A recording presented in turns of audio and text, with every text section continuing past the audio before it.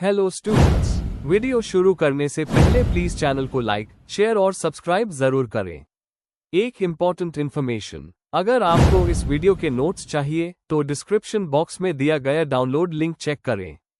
Thank you. चलिए शुरू करते हैं। इस वीडियो में हम पढ़ेंगे BPCC 109 डेवलपमेंटल साइकोलॉजी के प्रीवियस ईयर क्वेश्चन और most important questions with answers. ये क्वेश्चंस आपके एग्जाम के लिए बहुत इंपॉर्टेंट है। अगर आपने ये अच्छे से कर लिए तो एग्जाम निकलना पक्का है। Let's begin.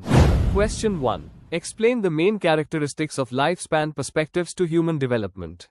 Question explanation. इस क्वेश्चन में हमें लाइफ स्पैन पर्सपेक्टिव के बेसिक फीचर्स को एक्सप्लेन करना है। मतलब डेवलपमेंट को किस तरह से एक लाइफ लॉन्ग, मल्टीडायमेंशनल और फ्लेक्सिबल प्रोसेस माना जाता है, इसके बारे में बताना है। पॉल बालच का नाम भी जरूर लेना चाहिए। Answer. Introduction. Life span perspective एक ऐसा अप्रोच है जिसमें ह्यूमन डेवलपमेंट को जन्म से लेकर मृत्यु तक एक कंटिन्यूअस प्रोसेस माना जाता है। पहले सिर्फ चाइल्डहुड को हाई डेवलपमेंट का मेन पीरियड माना जाता था, लेकिन लाइफ स्पैन अप्रोच कहता है कि हर स्टेज इंपॉर्टेंट होती है। पॉल बालच ने बताया कि डेवलपमेंट बायोलॉजिकल, साइकोलॉजिकल और सोशियो कल्चरल फैक्टर्स से मिलकर बनता है। Main body. 1. डेवलपमेंट है लाइफ लॉन्ग। डेवलपमेंट बचपन तक सीमित नहीं होता, ये पूरी जिंदगी चलता है। हर stage, infancy, adulthood, old age, अपने चैलेंजेस और टास्क्स लेके आता है। जैसे ओल्ड एज में भी लोग नए चीजें सीख सकते हैं या इमोशनल मैच्योरिटी बढ़ सकती है। 2. डेवलपमेंट है मल्टी डायमेंशनल। डेवलपमेंट में अलग अलग डायमेंशंस होते हैं, बायोलॉजिकल जैसे ब्रेन ग्रोथ, कॉग्निटिव जैसे सोचना या सीखना, और सोसायो इमोशनल जैसे इमोशंस और रिलेशनशिप्स। ये सारे डायमेंशंस एक दूसरे पर इफेक्ट डालते हैं। जैसे इमोशनल स्ट्रेस मेमोरी को अफेक्ट कर सकता है। 3. डेवलपमेंट है मल्टी डायरेक्शनल। हर चीज में हमेशा ग्रोथ नहीं होती। कुछ एरियाज इंप्रूव होते हैं तो कुछ डिक्लाइन करते हैं। जैसे फिजिकल स्ट्रेंथ एज के साथ कम होती है, लेकिन अंडरस्टैंडिंग और विजडम बढ़ता है। डेवलपमेंट एक लिनियर प्रोसेस नहीं है, इसमें गेन्स और लॉसेस दोनों होते हैं। 4. डेवलपमेंट है प्लास्टिक। प्लास्टिसिटी का मतलब है चेंज या अडेप्ट करने की कैपेसिटी। किसी भी एज में स्किल्स को इम्प्रूव किया जा सकता है, प्रैक्टिस और ट्रेनिंग से। जैसे बूढ़े लोग भी नए गैजेट्स यूज करना सीख सकते हैं। 5. डेवलपमेंट है contextual. Development environment, family, culture और हिस्ट्री से अफेक्ट होता है। जैसे एक बच्चा जो वॉर जोन में पलता है, उसका डेवलपमेंट अलग होगा पीस में पलने वाले बच्चे से। 6. ग्रोथ, मेंटेनेंस और रेगुलेशन। डेवलपमेंट सिर्फ नई स्किल्स सीखने का प्रोसेस नहीं है, बल्कि पुरानी स्किल्स को मेंटेन और रेगुलेट भी करना पड़ता है। जैसे रिटायरमेंट के बाद एक इंसान का फोकस हेल्थ और सोशल लाइफ को मैनेज करने में होता है। 7. मल्टीपल फोर्सेस का इफेक्ट। बालच के मुताबिक डेवलपमेंट बायोलॉजिकल, सोशल और हिस्टोरिकल फोर्सेस से इन्फ्लुएंस होता है। जैसे normative age graded, puberty, normative history graded, कोविड-19 और नॉन नॉर्मेटिव इवेंट्स जैसे किसी क्लोज का सडन डेथ, सबका इफेक्ट होता है। कंक्लूजन। लाइफ स्पैन पर्सपेक्टिव एक कंप्लीट और रियलिस्टिक अप्रोच है जो डेवलपमेंट को एक कॉम्प्लेक्स और डायनामिक प्रोसेस के रूप में देखता है। इस अप्रोच से हमें समझ आता है कि हर स्टेज इंपॉर्टेंट है और हर इंसान अलग अलग फैक्टर्स से इन्फ्लुएंस होता है। यह पर्सपेक्टिव एजुकेटर्स और साइकोलॉजिस्ट्स के लिए काफी हेल्पफुल है। अगर आपको इस वीडियो के नोट्स चाहिए तो डिस्क्रिप्शन बॉक्स में दिए गए डाउनलोड लिंक को जरूर चेक करें।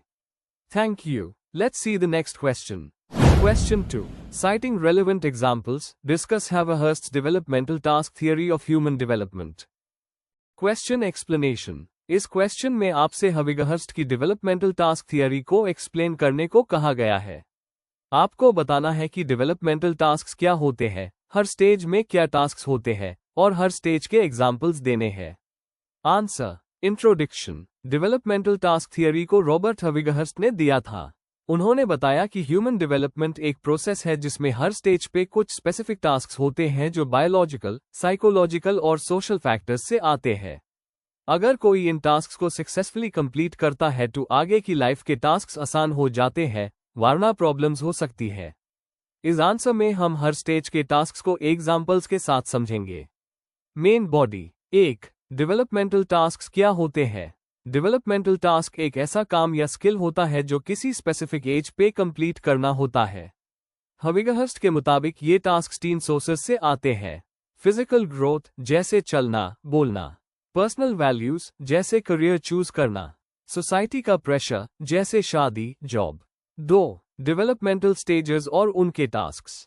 ए. Infancy and early childhood 0 to 6 साल, चलना बोलना सीखना, बेसिक रियलिटी को समझना, टॉयलेट हैबिट्स कंट्रोल करना, फैमिली से बॉन्डिंग बनाना। एग्जाम्पल, 3 साल का बच्चा जब फ्लुएंटली बोलने लगता है तो वो एक जरूरी टास्क कंप्लीट कर रहा है।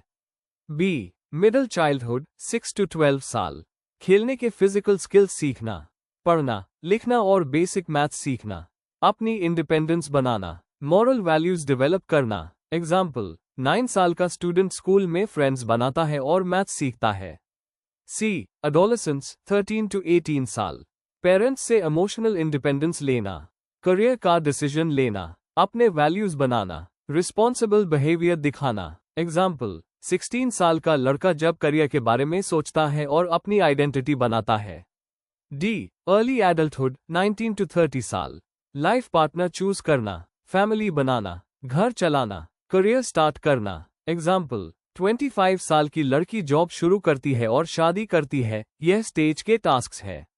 ए. मिडिल एज 30 to 60 साल, बच्चों को रिस्पॉन्सिबल बनाना, सामाजिक और सिविक रिस्पॉन्सिबिलिटी लेना, करियर में अच्छा परफॉर्म करना। एग्जाम्पल, 45 साल का व्यक्ति जो काम भी संभलता है और बच्चों की पढ़ाई भी देख रहा है।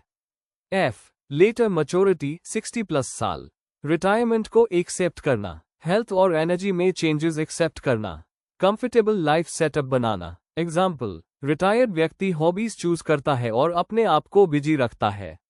3. इंपॉर्टेंस और ओस, टीचर्स और पेरेंट्स को गाइड मिलती है कि हर एज ग्रुप में क्या फोकस होना चाहिए। साइकोलॉजिकल डेवलपमेंट को प्लान करने में मदद मिलती है।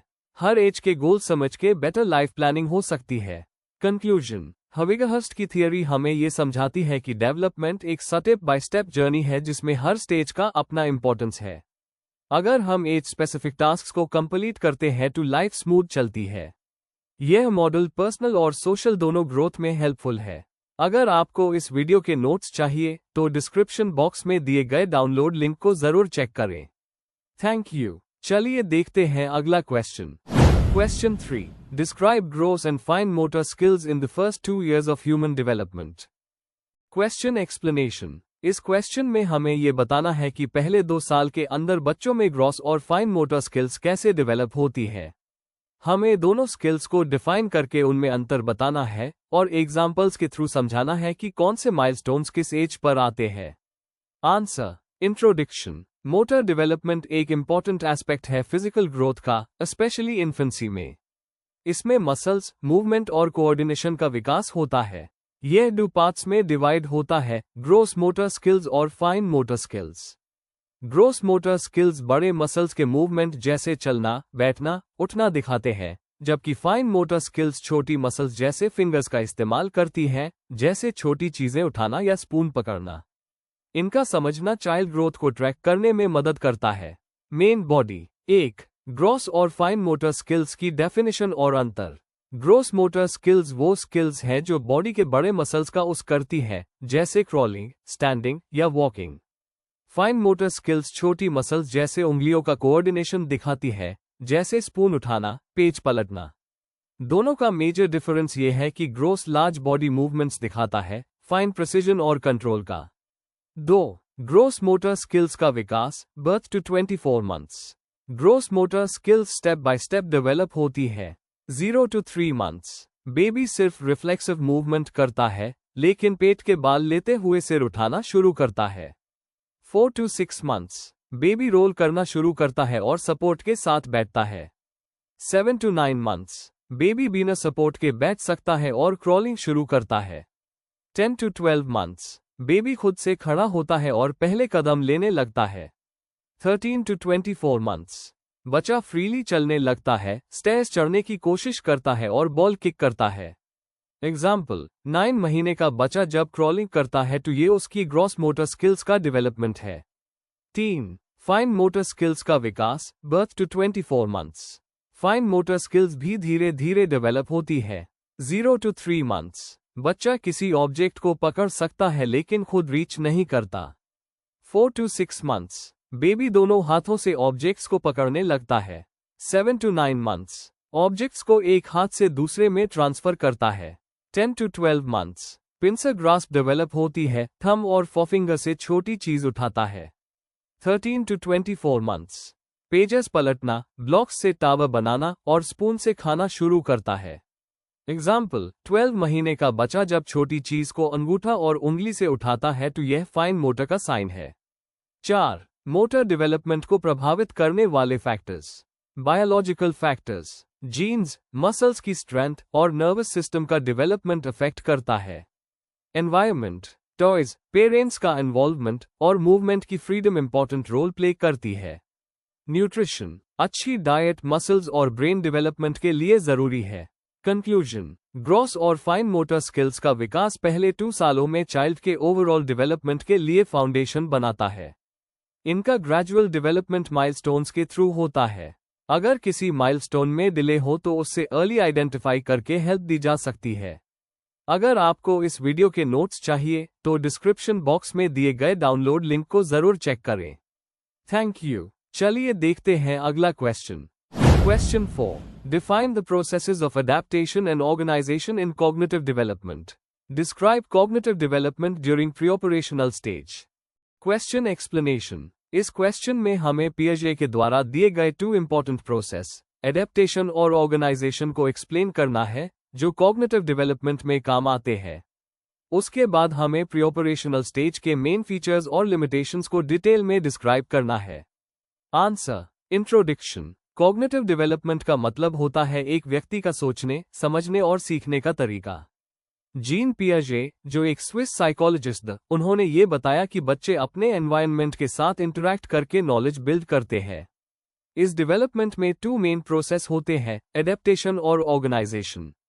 पियाजे ने कॉग्निटिव डेवलपमेंट के अलग अलग स्टेजेस भी दिए, जिसमें से एक इंपॉर्टेंट स्टेज है preoperational stage. Main body. Adaptation इन कॉग्निटिव डेवलपमेंट। डेफिनेशन। अडेप्टेशन एक प्रोसेस है जिसमें बच्चा नए एक्सपीरियंसेस को समझने के लिए अपने एग्जिस्टिंग आइडियाज में चेंज करता है। असिमिलेशन, जब बच्चा नए एक्सपीरियंस को अपने पुराने नॉलेज के थ्रू समझता है, जैसे 4 पैर वाले सब जानवर को डॉग कहना। अकोमोडेशन, जब नए एक्सपीरियंस के वजह से बच्चा अपने पुराने आइडिया को बदल देता है, जैसे जेब्रा देखकर पहले यूज हॉर्स समझना, फिर जेब्रा का नया कॉन्सेप्ट बनाना। एग्जाम्पल, जब बच्चा पहली बार जेब्रा देखता है और यूज हॉर्स बोलता है, फिर सीखता है कि ये अलग है तो नया स्कीमा बनाता है। इंपॉर्टेंस। अडेप्टेशन से बच्चा नए चीजें सीखता है और अपना नॉलेज अपडेट करता है। ऑर्गेनाइजेशन इन कॉग्निटिव डेवलपमेंट। डेफिनेशन। ऑर्गेनाइजेशन का मतलब है कि बच्चा अपने आइडियाज और थॉट्स को सिस्टमैटिकली अरेंज करता है। बच्चा सिमिलर आइडियाज को ग्रुप करता है, जैसे जानवरों को पेट्स और वाइल्ड एनिमल्स में डिवाइड करना। इससे थिंकिंग और मेमोरी और स्ट्रांग होती है। कॉम्प्लेक्स रीजनिंग के लिए ये बहुत जरूरी प्रोसेस है। Preoperational stage of cognitive development, ages 2 to 7 years। Symbolic thinking, बच्चे सिंबल्स और वर्ड्स का उस करना सीखते हैं, जैसे एक स्टिक को स्वॉर्ड समझकर खेलना। ईगोसेंट्रिज्म, बच्चे दूसरे का नजरिया समझने में वीक होते हैं, जैसे उन्हें लगता है सब वही देख रहे हैं जो वो देख रहे हैं। एनिमिज्म, बच्चे सोच लेते हैं कि नॉन लिविंग चीजें भी जिंदा है, जैसे मून उनके साथ चल रहा है। सेंट्रेशन, सिर्फ एक एस्पेक्ट पर ध्यान देना, जैसे लंबा ग्लास में ज्यादा पानी सोच लेना, शेप बदलने पर क्वांटिटी सेम होने का आइडिया नहीं होता। लैक ऑफ कंजर्वेशन, बच्चे नहीं समझ पाते कि शेप चेंज होने के बाद भी क्वांटिटी सेम रह सकती है। इरिवर्सिबिलिटी, बच्चे किसी प्रोसेस को मेंटली रिवर्स नहीं कर पाते, जैसे क्ले को दोबारा गोली बनाना समझ नहीं आता। लिमिटेशंस एंड लर्निंग अपॉर्चुनिटीज, बच्चों का लॉजिकल थिंकिंग अभी डेवलप नहीं होता, लेकिन ये स्टेज लर्निंग के लिए बहुत एक्टिव होती है। लैंग्वेज स्किल्स तेज तरक्की करती है। इमेजिनेटिव प्ले से बच्चे बहुत कुछ सीखते हैं। यह स्टेज फ्यूचर लॉजिकल थिंकिंग का बेस बनाता है। कंक्लूजन, तो कंक्लूड करते हैं कि एडेप्टेशन और ऑर्गेनाइजेशन कॉग्निटिव ग्रोथ के कोर प्रोसेस है जिनके थ्रू बच्चे नए नॉलेज को समझते और यूज सिस्टमेटाइज करते हैं। प्रीऑपरेशनल स्टेज में बच्चों का सिंबॉलिक थिंकिंग डेवलप होता है, लेकिन उनमें कुछ कॉग्निटिव लिमिटेशंस भी होती है, जैसे इजियोसेंट्रिज्म और कंजर्वेशन का लैक। इस स्टेज को समझने से हम बच्चों की लर्निंग को बेहतर गाइड कर सकते हैं। Before we end, please like, share and subscribe the channel for more such study materials and one important information, अगर आपको नोट्स चाहिए तो डिस्क्रिप्शन बॉक्स में डाउनलोड लिंक दिया हुआ है, जरूर चेक करें। Thank you.